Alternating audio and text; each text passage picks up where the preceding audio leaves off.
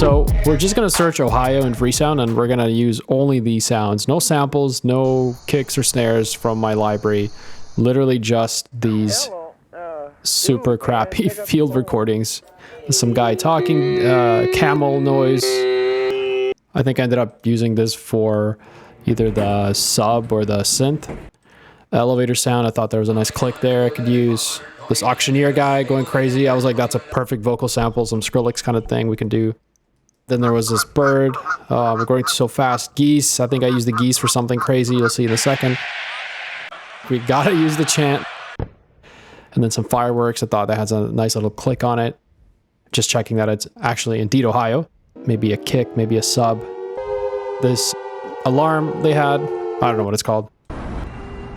Ohio City, I didn't want to use that. Rumble. I think I was just looking for some clicky stuff. Couldn't find anything there. Some dude screaming in the lake. I did not want to use that. Those are useless. This one had a nice sub. I was like, oh, I hear that sub. I'm going to use that. So just dropped all those samples in here, started going through. I was like, what do I do? First I need a kick, then I need a sub. So I think I started with the sub actually.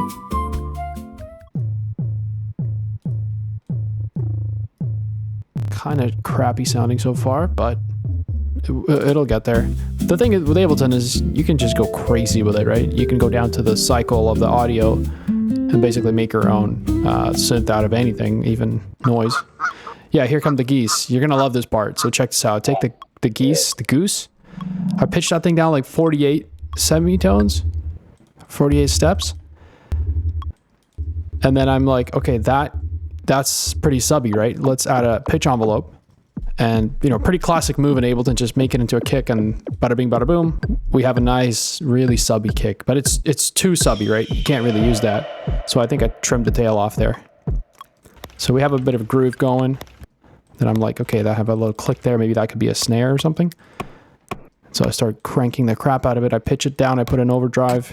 I pitch it up, pitch it down, put some reverb, put more overdrive. And I can get this like really chunky sound. I don't think it's that good. So I think I kept working on this for a bit. I think I ended up making it more clappy. So just add more high end, more distortion, and end up with this kind of thing. It ended up being pretty good. This chant here, I was like, yeah, that's a hi-hat.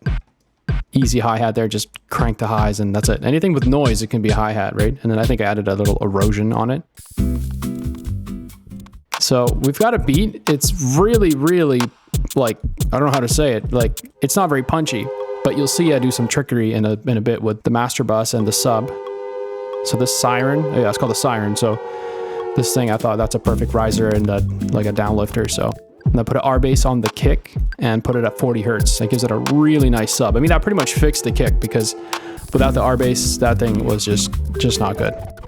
And then this is that guy talking over the radio. I just pitched it down a lot and made it like a kind of a Tom Perk, kind of a flume sort of thing. So keep working, and that's the crowd. So I'm gonna make that into a chant sound, like a classic hip hop chant. That's actually how they're made. They take a crowd noise and they just chop it up. All right, keep going. And I think at this point I'm making another snare. So I did that, then I added a bit of I took that vocal auctioneer guy, chopped it up, made it more like a Skrillexy thing. And unfortunately, the OBS computer audio gave up.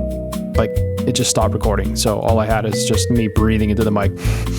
So I just decided not to cut this part out, but just keep it going really fast, just so you can see, like, hey, we're actually only using Freesound.